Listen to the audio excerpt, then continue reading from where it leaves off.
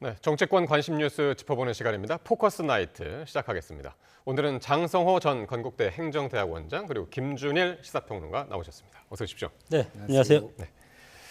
자, 앞서 전해드린 대로 노무현 전 대통령 서거 15주기 추도식이 오늘 경남 김해 봉하마을에서 엄수됐습니다. 여야 모두 노무현 정신 계승이라고 말을 했는데 강조점이 달랐습니다. 먼저 듣고 말씀 나누겠습니다. 통합과 상생의 정신을 강조하셨고 타협의 정치를 늘 강하게 주장하셨습니다. 모두에게 지금의 정치 이끌어가는 하나의 좋은 지표라고 생각합니다. 대화와 타협을 통해 원만한 합의에 이르도록 노력하되 마지막 순간에는 국민이 위임한 권력, 국민이 지향하는 바 그 뜻에 따라서 당연히 다수 의견에 따른 의사결정을 해나가야 합니다. 합의를 명목으로 아무것도 하지 않는 상태, 그것은 방치이지 정상이 아닙니다. 예, 황우여 비대위원장은 통합, 상생, 타협의 정치, 그리고 이재명 대표는 타협과 합의를 이야기하면서도 결국에는 다수 의견을 따라야 한다. 이렇게 얘기를 했는데 노무현 정신을 해석하는 방식이 좀 달랐던 걸까요?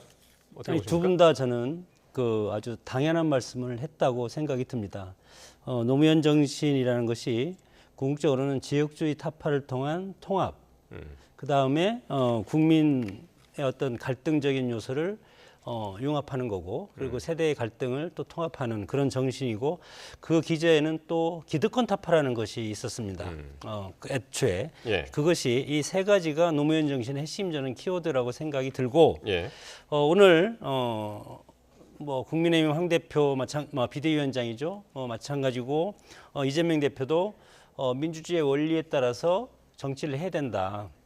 다만 우리 그 황우여 비대위원장께서는 예. 소수당이지 않습니까? 지금 국민의힘이 지금도 소수당이고 앞으로 22대 국회가 내일 모레 개원하면 거기도 소수당인데 180석 정도밖에 안 되는. 그래서 대화 타협을 하는 정치를 해야 되는 것이 노무현 정신이다. 네. 소수당이니까 그렇게 얘기할 수밖에 없습니다. 그리고 171석을 얻은 민주당 입장에서는 민주주의 원리 중에 가장 중요한 것이 다수결의 원리입니다. 그래서 지금 뭐 오늘 이재명 대표는 뭐라고 했습니까? 다수의 의견에 따른 의사결정을 해나가야 된다. 그러니까 민주당이 171석이 야권이 192석이니까 네. 야권 마음대로 모든 걸 해야 된다 하는데 우리가 지금 대통령제라는 권력 구조를 지금 차용하고 있지 않습니까? 대통령제의 가장 핵심적인 것은 견제와 균형, 체크 앤 밸런스라고 그럽니다. 견제와 균형의 원리에 충실한.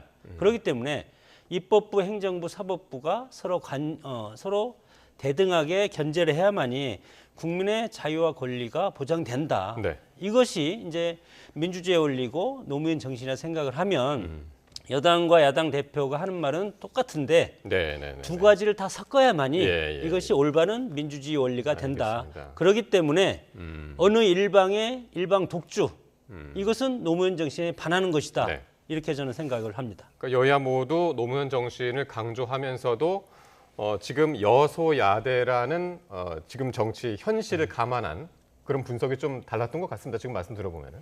그러니까 뭐 이제 장성호 교수님이 이제 말씀하셨던 거에 대체로 공감을 하고요. 노무현 대통령의 어떤 정치 이력이란 게 그 어떤 그 우리나라의 유력한 정치 지도자보다 굉장히 더 다이나믹한 측면이 있는 거죠. 그러니까 지역주의를 깨기 위해 끊임없이 도전을 했던 바보 노무현의 이미지도 있는 거고, 기득권 타파를 아까 전에 말씀하셨는데 거기에는 이제 검찰, 이제 기득권을 가지고 있는 주요 이제 시스템들에서 검찰도 들어갔거든요. 그러니까 검찰 개혁을 또 강조하고, 예를 들면 검사하고의 대화를 직접 또 했잖아요, 대통령이. 그러니까 오늘 조국 대표는 또 그 점을 또 강조를 그러니까요. 했습니다. 그래서 이제 각자 조금 강조하고 싶은 노무현 대통령의 이런 어떤 정치적 이념적 스펙트럼이 굉장히 넓다라면은 본인들이 이제 강조하고 싶은 거를 강조한 것 같습니다. 그래서 저는 뭐 이제 황우여 비대위원장과 여당의 지도부가 오늘 이렇게 이제 노무현 대통령 봉하마을 추도식에 온 것은 굉장히 높이 평가합니다. 뭐 이제 예전에는 오신 적도 있고 안 오신 적도 있는데 좀 다른 때에 비해서 적극적으로 메시지를 냈어요. 상대적으로 의례적으로 온 거하고 조금 이제 달랐다. 근데 그 이유가 이제 좀 여야 지금 원구성 협상이라든지 예. 이거에 조금 궁지에 몰려 있다 보니 그런 메시지를 또 내기 위해 온 게 네네네. 아닌가 뭐 그런 생각도 조금 듭니다. 예. 어쨌든 노무현 대통령의 정신을 좀 더 많이 좀 서로 이해를 할 필요는 있겠다 이런 생각이 듭니다. 예, 바로 그 부분을 지금 막 이제 이야기하려고 그랬는데 여당 지도부 지금 황우여 비대위원장 포함해가지고 행사가 끝난 뒤에 문재인 전 대통령 양산 그 사저를 찾았단 말이죠. 그러니까 네. 이게 윤석열 정부 출범 이후 처음으로 이제 여당 대표가 문재인 전 대통령 이제 예방하는 이제 그런 자리였는데 황우여 비대위원장이 최근에 이제 전직 대통령을 잇따라 예방을 하고 있단 말이에요. 지금 딱 이제 문재인 전 대통령만 만난 것이 아니라 말이죠. 네. 이거 어떤 의미입니까? 뭐 집권 여당뿐만 아니고 네. 정치 원로 아니겠습니까? 정치 원로들을 찾아가서 인사하는 것이 저는 상도라고 생각이 들고 뭐 특별한 보여주는 것이 정치지만 특별한 의도보다도 네. 여당과 야당이 공통적으로 추구하는 것은 국리 민복이다. 국민을 위해서 정치하는 것 아니겠습니까? 예. 그렇기 때문에 정치 원로들께서도 마찬가지로 지금 집권 여당이라든가 민주당 야당을 에게도 여러 가지 과거에 그들이 했던 여러 가지 국정의 철학이라든가 지혜를 우리한테 좀 보여주시고 좀 지도해 주시고 예. 그리고 지금 상당히 우리 정치가 갈등의 모습을 보이고 있지 않습니까? 그렇기 때문에 국가적인 지도자들이 이런 갈등을 해소할 수 있는 네. 그런 좋은 버팀목이 되어 주었으면 좋겠다는 어떤 정치적인 상징성이 상당히 강한 그런 행보를 하고 있다고 봅니다. 예. 그리고 그런 것을 볼 때는 정치인들이 자기들 표를 의식하거나 지지 세력을 확충하거나 그런 것도 있겠지만 국민들한테 좀 편안한 마음을 주는 것이 상당히 중요한 모습이고 과거에 DJP 공동정권이라는 것이 김대중 대통령과 김종필 그때 당시 자민련 총재가 DJP 공동정권을 해서 정권을 하나 창출을 하지 않았습니까? 네. 그런 것도 마찬가지로 DJ라는 그런 아주 나쁜 이미지를 김종필 그때 당시에 총재가 그것을 더 씌워서 그렇기 때문에 정권을 창출할 수가 있었습니다. 그래서 이런 모습들은 우리 국민들한테 여당과 야당 서로 저렇게 대화를 하고 서로 방문도 하고 하는 편안한 모습을 예. 보여주는 것이 저는 상당히 큰 의미가 있다고 예. 봅니다. 근데 이제 그 황우여 비대위원장이 지난 21일에는 이명박 전 대통령을 예방했고요. 박근혜 전 대통령하고도 이제 지금 조율 중이라는 얘기예요. 그런데 이게 그냥 여당 대표면은 모르겠는데 지금 이제 내부적으로나 그 당 내외에서 관리형 비대위원장 치고는 너무 광폭 행보가 아니냐 이런 지적이 또 있긴 합니다. 근데 관리형 비대위원장이라고 해서 그러면은 전당대회 룰만 해야 되나? 그러니까 있는 동안은 본인의 직분을 최선을 다해야 되는 거죠. 어쨌든 예. 당대표잖아요, 지금. 네. 그러면 당대표로서 지금 특히 이제 여당이 총선 패배 이후로 참패 이후로 굉장히 위기 상황에 있고 네. 그런 것들을 전직 대통령을 찾으면서 뭐 지혜를 구하거나 아니면은 이제 상대당의 대통령 출신의 대통령을 찾으면서 뭐 협치를 강조하는 게 저는 나쁘게 보이지 네, 않습니다. 네, 네. 그거는 뭐 관리형 비대위라고 하기보다는 또 황우여 대표가 박근혜 정부 초대 당대표고요. 그 정당에서 흔치 않은 임기를 다 채운 당대표예요. 예, 예. 거기 워낙 비대위가 14번이나 이제 최근에 이제 들어섰기 때문에 이제 최근 10년 동안, 15년 동안 있고 하면 그러니까 그 정도로 이제 굉장히 임기를 다 못 채운 분이니까 제가 말씀드린 거는 굉장히 안정적인 분이라는 거죠, 네. 이분이. 그래서 예. 장점이 굉장히 저는 많으신 분이라고 생각을 하고 이런 행보를 좀 더 저는 열심히 남은 임기 동안 하시면 좋겠다. 예. 이런 원로 생각이 정치인들의 이제 듭니다. 지혜를 얻는 데는 적극적으로 나서는 것이 좋다 말씀이고. 추도식 전에는요. 문재인 전 대통령 초대로 이재명 대표 그리고 조국 대표 그리고 김경수 전 경남지사 이렇게 4인이 환담을 나눴습니다. 어떤 얘기가 오갔는지 조국 대표의 발언으로 듣고 오겠습니다.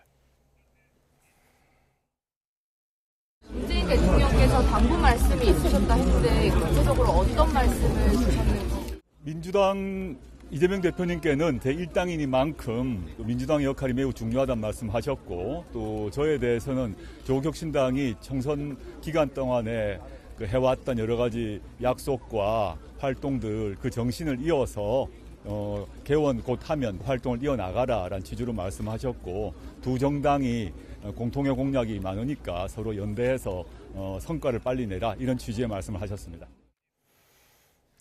예, 문재인 전 대통령 그리고 이재명 조국 두 대표 그리고 김경수 전 지사 이렇게 네 분이 점심까지 오늘 같이 했다고 하고요.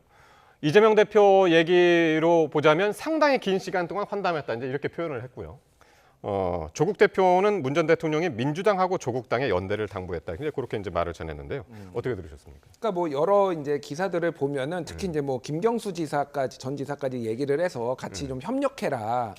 그래서 문재인 대통령이 일종의 이제 중재자 역할 뭐 이런 거를 좀 하지 않았나 뭐 그렇게 보여요. 그러니까 이제 야권이 굉장히 요즘 얘기들이 많잖아요. 얘기들 예를 들면은 뭐 김경수 전 지사를 복권시켜서 되면 이재명 대표의 뭐 경쟁자로 세우려는 윤석열 대통령의 의중이 있다더라라는 뭐 이런 얘기도 돌고 있고 뭔가 이제 야권들의 약간은 분열을 약간 조장하거나 아니면 뭐 이간질을 하거나 아니면은 뭐 어쨌든 서로의 경쟁 관계에 긴장감이 있거나 뭐 이런 것들이 있다 보니 문재인 대통령 입장에서는 지금 어쨌든 본인이 소속됐던 더불어민주당의 대표는 이재명이고 그리고 본인이 마음의 빚을 가장 졌다라고 하는 사람은 조국 지금 조국혁신당 대표고 그리고 굉장히 또 예전에 노무현 정부 때 같이 일을 하고 했던 사람도 김경수 그러네요. 예 그렇단 말이에요. 그러면 안 아픈 손가락이 없다라고 봐야 되겠죠. 그러면 본인의 입장에서는 또 문재인 정권의 어떤 뭐 치적들 업적들에 대해서 같이 좀 이렇게 존중해줘라 이렇게 협력해서 뭐 이런 의미도 좀 있을 것 같아요. 전체적으로 보면은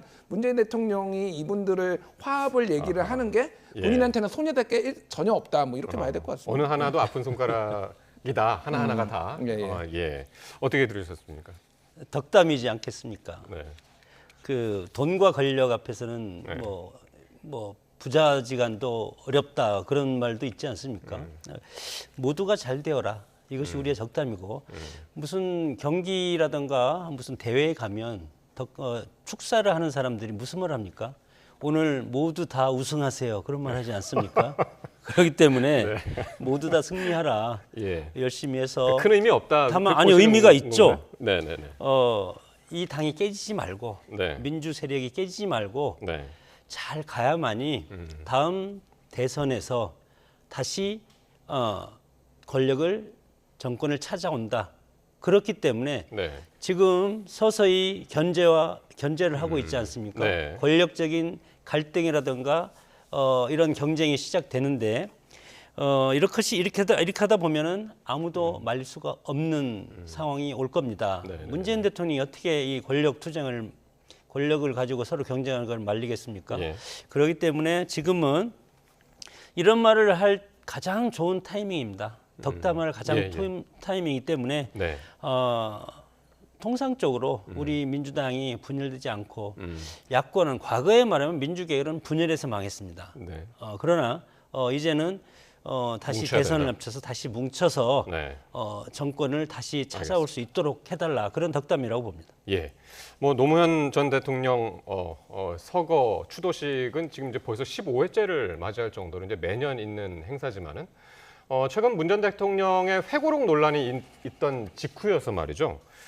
그래서 이제 더 관심이 많이 모아지긴 했는데 특히 이제 요즘 그 회고록 관련해서 이제 친문계하고는 달리 좀 지도부 차원에서는 대응을 좀 두드러지게 하지 않는 그런 상황이어서 이 상황에 대해서도 좀 언급이 있었을까요? 어떻게 보십니까? 뭐 언급을 뭐 하셨을 수도 있겠죠. 근데 이제 지도부 차원에서 이거를 대응을 안 하는 거는 두 가지 이유가 있는 것 같아요. 하나는 소위 말해서 친문계라고 불리는 분들이 지금 뭐 고민정 뭐 최고위원 의원이나 윤건영 의원인데 그때에 청와대에 계셨던 분들이에요. 그렇죠. 그러니까 상황을 가장 잘 압니다. 친명계의 의원분들은 뭐 당직자들 의원분들은 청와대에 안 계셨던 분들이 많으니 이거는 친문계라고 분류되는 분들이 나와서 그때 상황에 대해서 정확하게 설명하는 게 가장 효과적이에요. 일부러 친명계 쪽에서 안 나오는 것이 아니다라고 보시는 거죠. 그렇죠. 윤건영 의원이 상황실장이었으니 그때 무슨 일이 일어났는지를 본인이 또 뭐 여러 방송에 나와서 다 설명을 했잖아요. 그러니까 이게 뭐 모디 총리 초청장도 받았고 그리고 초청장을 자기가 확인을 했는데 외교부에서는 뒤늦게 그거를 공개를 하고 뭐 이런 과정들에 대해서 가장 효과적으로 설명을 했기 때문에 굳이 뭐 친명계가 문재인 대통령이나 문재인 정권에 대해서 거리감을 두기 위해 안 나왔다기보다는 가장 상황을 잘 아는 사람이 하는 거고 또 하나는 이거를 당 차원에서 하는 게 지금 전략적으로 별로 적절하지는 않은 것 같아요. 그러니까 오히려 이를 키울 수가 있다라는 거예요. 예. 그러니까 지금 여당에서 하는 거는 삼김여사 특검 뭐 얘기를 하고 있잖아요. 그게 일종의 그쪽에 그러니까 국민의힘의 프레임에 말려드는 거니까 이거는 상황을 정확히 아는 사람이 정확하게 그거에 대해서만 일부러라도 나서지 않은 로우키로 예, 하는 게 것이다. 이거에 대해서 뭐 당대표가 언급을 한다든지 이럴 예. 경우는 오히려 이게 더 커지는 거죠. 그래서 그런 식으로 좀 전략을 짠 게 아닌가 그렇게 보여집니다. 일부에서는 또 이렇게 얘기하는 경우도 있습니다. 친노 또 친문계 인사들이 이제 총 출동하지 않았습니까 오늘? 네. 뭐 여야 지도부 뭐 다 오긴 했습니다만은 이 회고록 논란이 이 친노 친문계 정치적 결속의 계기가 될 수도 있겠다. 이런 전망은 어떻게 보시나요?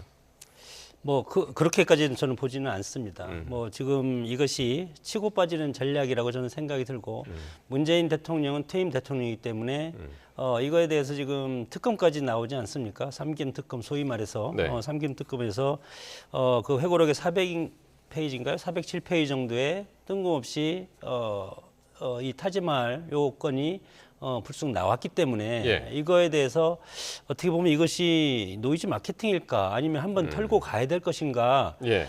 그렇기 때문에 갑자기 끼어넣은 것이 아닌가 이런 이제 의구심은 국민의힘 보수 쪽에 이제 시각이 있는데 예. 이거에 대해서 만약에 이걸 내놓지 않는다면 예. 계속 국민의힘은 공세를 할 것이고 그래서 어차피 한번 털고 가자. 다만 치고 빠지는 전략은 뭐냐면 일단은 문재인 대통령이 이거에 대해 전 대통령이 이거에 대해서 어떤 본인의 생각과 그리고 그때 당시의 상황에 대해서 책이라는 걸 통해서 재단을 해놨습니다. 네. 정의를 해놨기 때문에 예. 이거에 대해서 지금 갑론을박이 있는 겁니다. 네. 그런데 여기에서 만약에 민주당이 이걸 또 들고 나와서 거당적으로 이렇게 하면은 이것은 침묵의 금이 아니지 않습니까? 지금 민주당 예. 입장에서는 침묵이 금이고 이거에 대해서 뭐 방금 말씀을 하셨지만 국민의힘의 프레임에 말려들 가능성이 상당히 크기 때문에 아직은 잠잠히 있지만 예. 그러나 이것이 계속 이슈화되면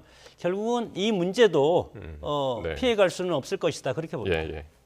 근데 어쨌든 지금 여당에서 지금 다 말씀하셨다시피 김정숙 여사의 타지말 논란에 맞특검까지 이제 주장을 하고 있는 상황이어서 민주당 일각에서는 이제 여당 공세에 빌미를 줬다.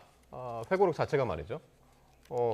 그 시각은 어떻게 보시나요? 뭐 그렇게 말씀하시는 분들도 있더라고요. 네. 뭐 실제 있는데, 그러니까 문재인 대통령이 이 회고록을 완성해 놓은 게 꽤 전이라는 거예요. 이미 완성해 놨는데, 네, 네, 네. 그러니까 총선 전에 내면은 이게 네. 뭐 선거에 영향을 주거나 뭐 네. 이런 거니까 이제 총선 이후에 이제 낸 거고. 예. 그러니까 그러니까 공교롭게도 지금 이제 시기가 이렇게 그러니까 저는 이렇게 봅니다. 네. 그럼 이거는 그러면은 문재인 대통령이 언제 내놓으면은 이거를 논란이 안 되고 예를 들면은 뭐 국민의힘 쪽이나 다른 정당에서 공격을 안 했을까? 언제 내놔도 이제 뭐 그렇게 될 가능성이 있으니 이게 다른 것도 아니고 지금 외교 편이잖아요. 그러니까 네. 이게 그러니까 지금 문재인 정부에서 문재인 대통령 전 대통령이 가장 문제를 삼는 것 중에 하나가 윤석열 정부의 일방적인 외교, 그러니까 균형 외교나 중립 외교가 아니라 그러니까 뭐 한미 동맹을 강화하는 건 좋지만은 다른 나라를 뭐 중국이나 북한을 홀대하거나 무시하면서 오히려 이런 안보 위기를 조장하고 있다 뭐 이런 얘기를 하면서 외교를 잘했다라고 얘기를 하면서 그게 이제 한 줄 그 인도하고의 남방 외교 이제 이거를 강조하면서 또 나온 거거든요. 예. 그래서 저는 뭐 이 부분에 있어서는 뭐 논란이 있을 수도 있지만은 이게 이렇게 커질 문제가 저는 알겠습니다. 개인적으로 이런 생각 듭니다. 예. 자, 이번에는 이제 민주당 다른 얘기인데요. 지금 이제 국회의장 후보 경선 결과에서 반발해서 민주당을 탈당하겠다고 신청한 당원들이 지금 2만 명을 넘어섰다. 이렇게 지금 나오고 있고요. 이재명 대표가 연일 이 강성 지지층 달래기에 나선 모습인데 발언 듣고 오겠습니다. 최근에 이제 의장 선출, 후보 선출 과정에서 다시 또 실망감들이 생겨나서 지금 현재 2만 명이 넘게 탈당을 했습니다. 항의도 여전하고 수십 년간 어렵게 민주당원 활동을 해오신 분들이 상당히 많으세요. 저는 이번 이 일을 계기로 당원 중심 대중정당으로 확실하게 변모시키자. 중우화되지 않는 범위 내에서는 직접 민주주의를 최대한 강화할 필요가 있다는 생각을 가지고 있습니다. 주권자는 국민이고 당의 주인은 당원이니까요. 당의 의사결정은 당연히 당의 주인인 당원들의 의사가 관철 또는 존중 최소한 반영돼야 됩니다. 예. 요 장면은 이제 이재명 대표가 오늘 노 전 대통령 추도식에 그 봉화마을로 내려가는 길에 이제 본인의 유튜브를 통해서 한 말인데 탈당 수치 2만 명이라는 수치까지 이례적으로 이제 공개를 했고 급기야 오늘 또 당원들한테 필요하면 회초리를 들어달라 이런 편지글까지 이제 장문으로 썼단 말이죠. 이유가 뭐라고 보십니까? 뭐 많이 탈당하니까 그렇겠죠. 예, 뭐 심각하게 보고 있는 거군요. 그러니까 심각하게 본다기보다는 네.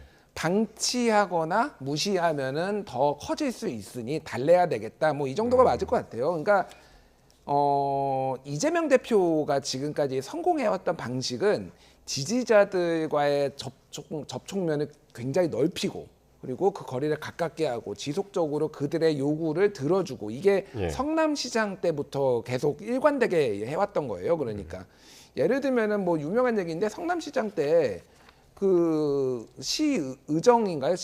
그 국장들 모아놓고 회의하는 거 이거를 유튜브로 생중계한 적도 있어요. 그러니까 네.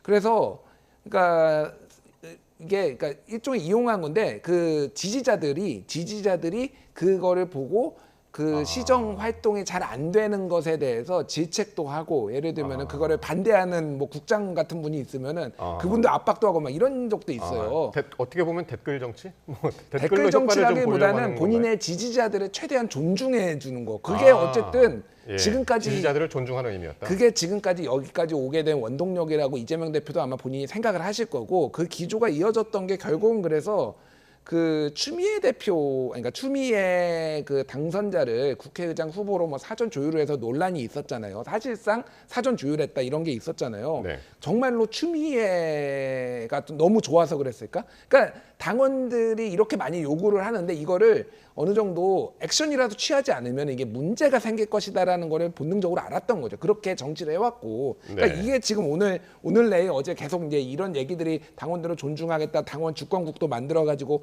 의사 반영을 더 많이 하겠다 이런 걸 하는 게 이 정당에서 어떻게 하면은 가장 효과적으로 당원들을 관리를 하고 본인의 정치적 입지를 유지할 수 있는지를 이재명 대표가 정확하게 아는 거다. 뭐 이렇게 보시는 게 맞을 것 같습니다. 네. 오늘 그 페이스북 보면은 진짜 아까 조금 전에 말씀하셨지만 그 당원들한테 탈당을 준비하는 당원들한테 드리는 뭐 편지 뭐 해가지고 굉장히 장문이에요.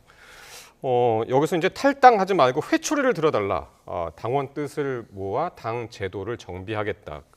이렇게 이제 굉장히 호소문처럼 이게 썼단 말이죠. 네. 이런 부분 어떻게 보십니까? 그럼 뭐 지금까지는 네. 당원의 뜻대로 당이 움직이지 않았습니까? 지금 이재명 대표의 이런 이제 워딩은 네. 아직 대선이 남아 있기 때문에 적극적인 지지층, 강성 지지층, 팬덤, 개딸 이런 부분들이 아직은 더 필요하다. 그런 취지로 저는 읽힙니다. 그래야만이 앞으로 2년 동안 지방선거를 준비하고 그리고 1년 뒤에 대선이 있기 때문에 예. 이 강성 지지층이 떠나면 어디로 가겠습니까? 중간지대 남아서 국민의힘으로 가겠습니까? 아니면 조국신당이라든가 아니면 나와서 뭐 민주당을 공격하든가 예. 그런 현상을 보일 수 있기 때문에 지금 그런 우려의 표시로 하는 것이고 뭐 당원의 뜻대로 움직이는 것이 정당이고 정당의 주인은 당원 아니겠습니까? 다만 정당이라는 것은 혼란을 질서로서 전환하는 그런 기능이 본질적으로 있기 때문에 혼란이라는 것은 다양한 여러 가지 지지층의 요구를 정당이 수렴해서 이것을 입법을 통해서 의회에서 경쟁해서 법안을 만들어서 행정부에 가서 실행하는 것이 정당의 가장 중요한 본질적인 기능인데 여기에서 우리가 위임민주주의, 간접민주주의를 택하고 있는 것은 강성 지지층이라든가 당원들의 뜻을 다 받아서 우리가 직접 민주주의를 하면 좋은데 네. 그 모든 것을 어떻게 다 공약으로 이렇게 응집해서 최대 공약수를 뽑겠습니까? 그렇기 때문에 우리는 대표가 있고 민주당이 공천을 해서 예. 그리고 당 지도부가 있는 것 아니겠습니까? 예. 당내 민주주의가 당원의 뜻대로 하라는 것이 아닙니다. 당내 민주주의는 대표의 뜻대로 하는 것이 아니고 국민들이 뽑아준 당원들이 뽑아준 지도부의 합의제로 가는 것이 공천도 마찬가지고 네. 이것이 당내 민주주의지 네네네. 여러 가지 강성 지지층이 한다고 해서 그것이 저는 민주주의라고 보지 않고 상당히 혼란스럽게 가지만 지금의 이런 강성 지지층은 이재명 대표가 3년 뒤에 있을 대선에는 반드시 필요하기 때문에 예. 지금 이렇게 잡고 싶은 그런 심정이라고 생각이 예. 듭니다. 이 이야기를 이제 계속 연장하는 차원에서 이제 다른 화면으로 한번 잠깐 넘겨볼 텐데 당권 권한 강화 그 이슈를 증폭시킨 당사자죠. 추미애 당선인이 이제 직접 등판하는 상황까지 펼쳐졌는데 이게 이 자리가 이성윤 당선인의 북 콘서트 자리였습니다. 예. 여기에서 세상을 살아보니 성질대로 안 되더라. 욱하는 마음도 있다. 이러면서 이제 탈당을 만류하는 그런 차원에서 한 얘기죠. 뭐 추미애 이제 당선자 입장에서는 탈당을 만류를 하는 게 맞죠. 그러니까 그 여기에서 그러면은 여러분들 저를 안 찍어준 이 정당을 응징해야 됩니다. 뭐 이렇게 네. 할 수는 없잖아요, 당연히. 그러니까 이제 여러모로 이제 달래기에 나섰다 그러고 추미애 당선자가 직접 당선 이렇게 달래는 게 가장 효과적이라고 볼 수도 있는 거예요. 그러니까 뭐 그런 차원들이 있습니다. 그래서 뭐 이게 저는 장성호 교수님이 이제 말씀하신 거에 상당 부분 동의를 해요. 그러니까 이 대의민주주의라는 게 다만 제가 동의를 안 하는 부분은 뭐냐면은 직접 민주주의가 더 우월하고 대의민주주의가 그러니까 직접 민주주의를 못하기 때문에 대의민주주의를 하는 게 아니거든요. 그러니까 무슨 얘기냐면은 대의민주주의는 대의민주주의 자체의 장점이 있는 겁니다. 그러니까 아까 좀 그런 취지로 말씀하셔서 직접 민주주의를 하는 게 좋지만은 대의민주주의를 하는 건데, 그러니까 이게 지금 민주당이 당원의 권한을 강화하는 거는 저는 뭐 나쁘지 않다고 봐요. 그런데 이게 법률을 위배하거나 헌법을 위배할 가능성이 있는 부분까지 건드려서는 안 된다라는 거예요. 예를 들면은 지금 국회의장 선거를 앞으로 하는데 예, 그 말씀 드리려고 그랬습니다. 예, 당원의 마음을 이거 뭐 당심을 투표로 한다라는 건데 네. 그럼 법을 뜯어 고쳐야 돼요. 국회법을 먼저 고치지 않고 국회법에 네.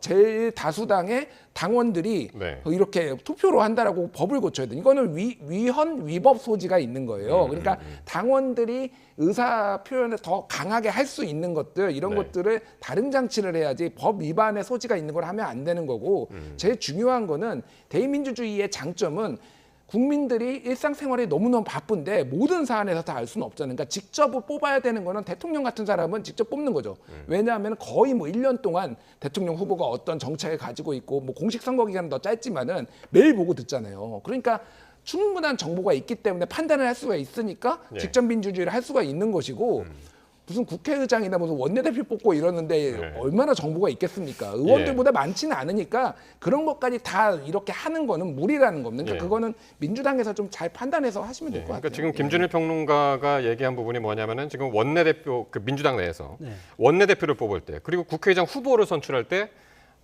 당원 표심을 일부 반영하겠다라는 이야기들이 이제 의원들이 이제 직접적으로 지금 얘기를 하고 있습니다. 그 비율을 뭐 10%로 하자는 의원도 있고 50%까지 이제 반영해야 된다라고 이제 그렇게 주장하는 의원도 있어서요. 근데 이제 지금 말씀대로 국회의장은 당직이 아니라 이게 당원들의 그 표심을 반영해서 뽑는 것이 맞느냐 이제 그런 지적이거든요. 상당히 위험한 논리고 지금 민주당이 지난 21대 총선, 22대 총선 거대 야당의 어떤 힘을 가지고 왔기 때문에 네. 저는 이런 모습, 가끔 그런 모습을 봅니다. 뭘 보냐면 총선에서 승리한 것이 행정권까지 줬냐? 그건 아니라고 봅니다. 이미 대선에서 국민들은 대통령한테 행정권에 대한 전폭적인 것을 줬고 네. 헌법상 보장된 권한을 행사하라. 그렇게 줬고 임기 5년 동안. 총선은 그게 아니고 예를 들어서 총선에 민주당한테 많은 표를 주면 보수 여당 그리고 대통령에 대해서 회초리를 들어줘서 똑바로 하라. 그리고 거대 야당은 이것이 똑바로 할 수 있도록 입법적인 걸 더 열심히 노력해라. 그럼에도 불구하고 헌법적 질서가 있는데 그러나 지금 보면 뭐 특검이라든가 이런 걸 보면은 우리가 다수당이기 때문에 이번 총선에서 민주당한테 국민들이 모든 걸 하라고 해줬다. 그러면 이게 무슨 대통령제니까 견제와 균형이 아니지 않습니까? 그런 것들 때문에 상당히 위험한 논리가 지금 계속 반복되고 있고 이것도 총선의 민의를 마찬가지입니다. 잘못 해석하고 있다. 네, 마찬가지입니다. 네. 왜 국회의장을 당원들이 뽑습니까? 그러면 국민이 뽑아준 국회의원 허수아비입니까? 그럼 이 사람들 다 사퇴해야 됩니다. 그렇기 때문에 그것도 상당히 민주당이 지금 이렇게 되면 헌법적인 가치에 벗어나는 그런 행동을 보이면 국민적 심판이 오기 때문에 상당히 조심해야 될 부분이 있다고 봅니다. 알겠습니다. 자, 지금 이제 화면으로도 잠깐 나왔습니다. 지금 나오고 있습니다만은 지금 당장 여야의 발등에 떨어진 불이 바로 이제 최상병 특검법입니다. 다음 주 28일로 지금 예정이 돼 있죠. 본회의에서 이제 재표결을 할 가능성이 상당히 큰데 여기서 여야의 수싸움도 본격화되고 있는 와중에 일단 한번 조정훈 또 우상호 두 의원의 발언을 한번 직접 듣고 말씀 나누겠습니다. 해병대원 특검을 대해서는 저는 이탈표가 한두 표는 나올 수도 있겠죠. 왜 여쭤봤냐면 김웅 의원 같은 경우는 이탈표가 한 10명은 나올 수 있다 이런 말씀을 하셔갖고 100원 걸 수 있습니다. 나오지 않는다. 의원님의 촉으로 지금 재표결에서 이탈표가 좀 꽤 나올 수도 있다고 보세요? 꽤 나올 거라고 봅니다. 사단장의 잘못한 지시로 억울한 희생이 있다는 것도 다 거의 밝혀지지 않았습니까? 그런 측면에서 본다면 왜 이 문제를 그렇게 오래 끌고 가고 정권의 문제로 비화시키는지를 이해할 수 없다는 의원들이 많고 공개적으로 3명이 말할 정도면 공개하지 않고 있지만 찬성 표결하겠다는 사람이 더 많다고 봐요. 그럼 두 자릿수도 갈 수 있다고 보시는 거네요? 뭐 저는 그렇게 봅니다. 네. 앞서서 이제 김웅 의원은 10표 이상이 나올 거다라고 이제 주장을 했고 거기에 대해서 조정훈 의원이 아니다에 100원 걸겠다라고 이제 얘기를 했고 말이죠. 어떨까요? 10명을 기준으로 해서 지금 이제 의견이 좀 엇갈리고 있는데. 아니, 그러니까 뭐 조정훈 의원은 지금 한두 명 나온다고 했잖아요. 그러면은 지금 공개적으로 그 본인이 이제 찬성표를 던지겠다고 한 김웅, 안철수, 유이동 중에 한두 명이 그럼 이탈을 해야 돼요. 그러니까 저는 조정훈 의원 뭐 개인적으로 이제 잘 아는 분이고 약간의 친분도 있는데 네. 오늘 이 지금 라디오 나가서 말씀하신 게 이게 재미도 없고 의미도 없고 이게 뭔 말입니까? 100원을 걸겠다? 그러니까 걸려면 전 재산을 걸어야지 이게 뭔가 소신과 패기가 보이는데 장난하는 것도 아니고 100원을 걸겠다라는 게 무슨 얘기인지도 모르겠고 네. 유머러스 한척한 것 같아요. 근데 안 웃깁니다. 지금 이 상황이라는 게 예. 그리고 한두 명이 그러니까 이거는 추가 논리적이지도 이탈표 않아요. 얘기를 하지 않았어요. 그러면 설명을 해야죠. 네. 그러면은 김웅, 유이도, 안철수 중에 안철수는 이번에도 또 그렇게 찍는 척하면서 안 찍을 거다 이렇게 설명을 해주던지요. 그러니까 이거는 그냥 억지 논리입니다. 제가 보기에는. 그러니까 최소한 3명이 있으면은 그 3명에 대해서 인정을 하든지. 그래서 이분은 그냥 완전 친윤이 됐구나. 개혁적인 척 뭐 하시면서 친윤이 됐구나 이런 거고 10명이 나올지 안 나올지는 누가 알겠습니까? 지금 아무도 모르는데 솔직히 저도 뭐 예. 모르고 김웅 의원이라고 알겠습니까? 근데 이제 이런 식으로 좀 이렇게 정치인들이 얘기하는 건 별로다라고 생각을 합니다. 그래서 생각보다 이탈표가 저는 나올 수 있다. 어느 정도나 3명보다는 나올 거라고 보세요?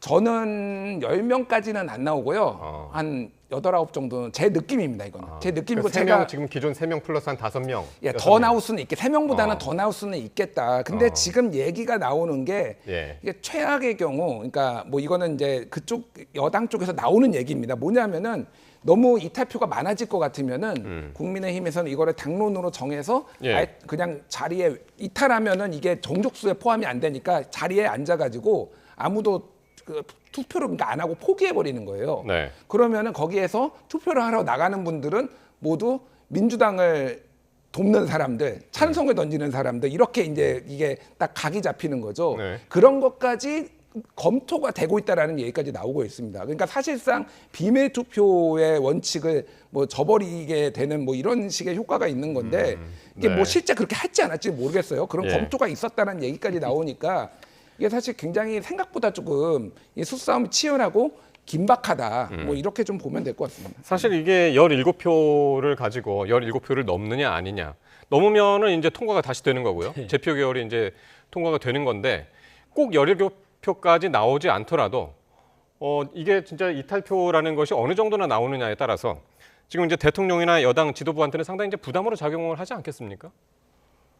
야당한테도 저는 리스크가 상당히 있을 가능성이 상당히 크다고 봅니다. 여당은 뭐 총선에서 공천 탈락자라든가 뭐 총선 패배자, 낙선자들 뭐 그런 부분이 비명 행사한 민주당보다는 적지 않습니까? 오히려 이재명 체제에 반감을 갖는 그런 민주당 의원이 저는 훨씬 많다. 그래서 이 뚜껑을 열어보면 정반대의 결과가 나올 가능성이 저는 그러니까 상당히 민주당 쪽에서 이탈표가 오히려 이탈표가 나올 저는 수도 있다. 더 많이 나올 가능성이 상당히 큰 것이 각 지역의 공천 과정을 보면은 정말 이를 갈고 있습니다. 그 이재명 반명이라는 이유만으로 수박이죠, 소위 수박이라는 이유만으로 그냥 공천이 탈락된 분이 한두 분이 아니지 않습니까? 예. 그렇기 때문에 민주당이 훨씬 더 저는 리스크가 클 텐데 이걸 이렇게 막 민주당 무조건 찬성표를 던진다고 자신감 있게 네. 그렇게 끌고 가는 지도부의 논리가 저는 상당히 좀 의아심이 들고, 그리고 이 모습을 보면 최상병 사건의 어떤 여러 가지 의문이라든가 사고 원인 이런 것이 본질은 어디 가고 정치 프레임만 지금 난무하지 않습니까? 통과되냐 안 되냐 이것만 지금 난무하기 때문에 누가 예. 이탈을 하냐, 그걸 또 언론에 나와서 뭐 나는 여기에 대해서 찬성표 찍겠다 그렇게 얘기하는 그런 의원들도 저는 선량의 자격이 없다고 보는 것이, 이거 무기명 비밀투표 아닙니까? 근데 사전에 자기가 이걸 찬성한다고 이렇게 밝히는 것도 저는 의원의 자격이 없다고 예. 생각이 들고, 예. 이렇게 봤을 때 과연 국민의 이탈표가 있을 것인가? 있겠죠, 당연히. 그러나 민주당도 마찬가지로 반대하는 사람이 없을 것인가? 예. 저는 민주당이 훨씬 많을 가능성이 크기 때문에 예. 이것은 일단은 뚜껑을 열어보면 예. 정반대 해석과 혼란이 있을 가능성도 있다고 봅니다. 김준일 평론가 어떻게 보신가요? 그 민주당 내의 이탈표. 그러니까 민주당 내에 이탈표가 있으려면은 제가 이제 반박을 좀 해야 될 것 같은데, 그거를 해가지고 얻는 이득이 있어야 돼요. 이득이 있거나 본인이 소신이 있거나. 그런데 지금 최상병 특검법에 대한 여론조사나 이런 거는 훨씬 더 이제 해야 된다라는 게 압도적이잖아요. 그러면은 내가 무기명 투표를 했는데 이게 내가 기명 투표도 아니고 무기명 투표를 해가지고 이거를 뒤집으려면은 지도부에 대해서 엄청난 반감이 있던지 지금 뭐 여러 가지 이제 경우의 수가 있는데 예. 딱히 그래야 될 민주당 의원들이 이유가 있을까? 예를 들면 이번에 공천을 못 받았다고 해서 박용진 의원이 그래 이재명 대표 체제에 내가 타격을 줘야 되겠어라고 해서 부결표를 던지면 그게 타격이 될까? 예. 그러니까 저는 그런 경우의 수는 그다지 상상이 되지 않습니다. 그래서 뭐 장성호 교수님의 의견은 제가 존중은 하지만은 딱히 얻을 이득이 없다라는 거예요. 반면에 예. 국민의힘 쪽에는 이 지금 여론의 압박이나 대통령 지지율이 막 계속 떨어지고 있고 이런 거에 대한 부담감이 상당하다는 거예요. 그리고 네. 선거에서 졌는데 이러다가 또 앞으로 다른 선거에도 어떤 이탈해야 될 위기, 뭐 그러니까 이유 이런 것들이 더 많다라고 본다라면 그러면은 그럴 가능성이 예. 더 많고 국민의힘에서 이탈할 가능성이 더 높다라는 거죠. 네. 예. 선거에 뭐 응징 투표라는 게 있습니다. 이것도 투표지 않습니까? 국회의원에서 응징 투표가, 그것은 응징을 투표가 윤석열 대통령이라든가 집권 여당이라든가 해병대 사령관을 통해서 응징 투표가 있을 수도 있고, 이제 하루 남겨둔 다음에 29일인가요? 하루 남겨둔 그 상황에서 네. 마지막 투표를 하는 것 아니겠습니까? 29일이 그랬을 때 이제 21대 마지막 날이죠. 네. 국회의원이 공천 탈락되고 그리고 여의도를 가지 못하면 국회의원들은 여의도에 가서 국회의사당 바라보면서 사년을 지낸다고 합니다.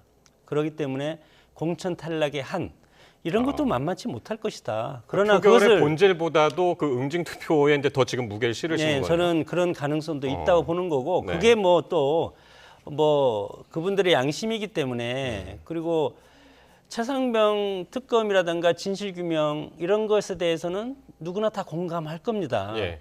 그러나 공감을 하되 이 투표하는 순간 이재명 대표의 체제에 대해서 타격을 주고 싶다는 그런 마음도 있을 수도 있다. 뭐 확신하는 건 아니지만 그렇게 생각이 듭니다. 예, 저는. 알겠습니다.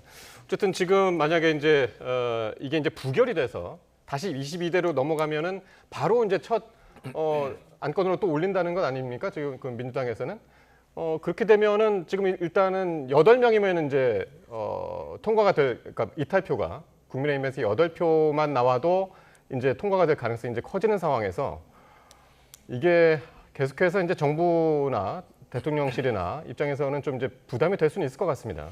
그러니까 이게 굉장히 변수가 많아요. 그러니까 어쨌든 민주당이나 이제 범야권 쪽에서는 이거를 1호 특검으로 한다라는 건데 일반적으로 뭐가 됐든 패스트트랙에 이제 신속으로 법안 처리를 하는 걸 과정을 거친다고 해도 거의 1년 가까이 걸립니다.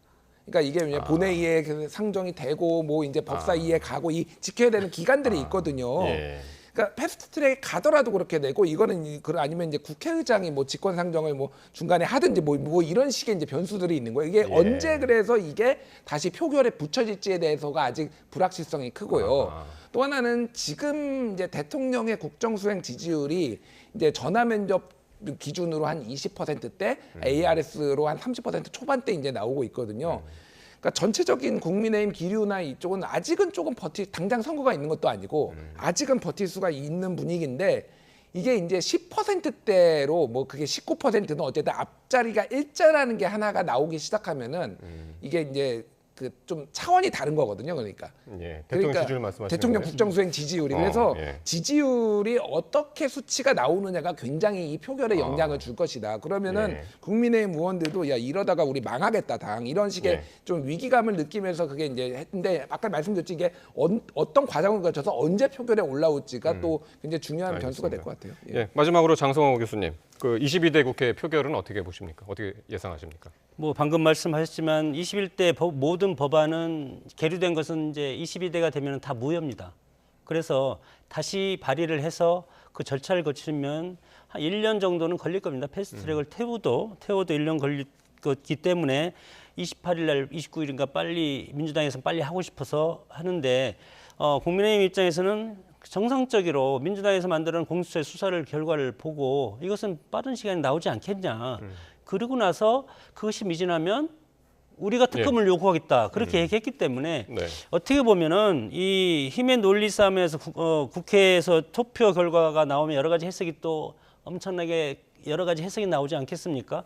그렇게 하면서 흘러갑니다. 흘러가서 결국은 그러면 유가족이라든가 피해자만 더 상처를 입는 그런 시간이 될 가능성이 상당히 크고 무엇보다 중요한 것은 물론 국회에서 이렇게 지는 논리로 싸우지만 공수처라든가 검찰이라든가 사법당국에서는 빠른 시일 내에 진실규명해서 국민한테 밝히는 것이 좋고 대통령 지지율도 마찬가지로 저는 뭐 바닥을 쳤다고 보고 지금 여러 가지 뭐 지금 기자회견도 하고 여러 가지 지금 대통령의 어떤 통치 스타일이 바뀌고 있지 않습니까?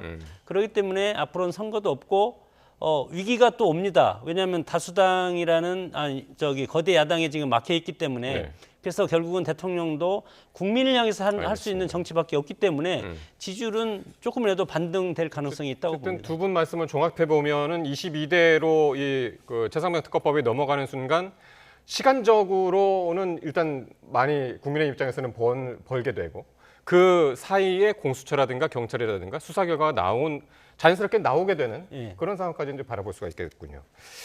자, 두 분 말씀 여기까지 듣겠습니다. 장성호 전 건국대 행정대학원장 그리고 김준일 시사평론가 함께했습니다. 고맙습니다.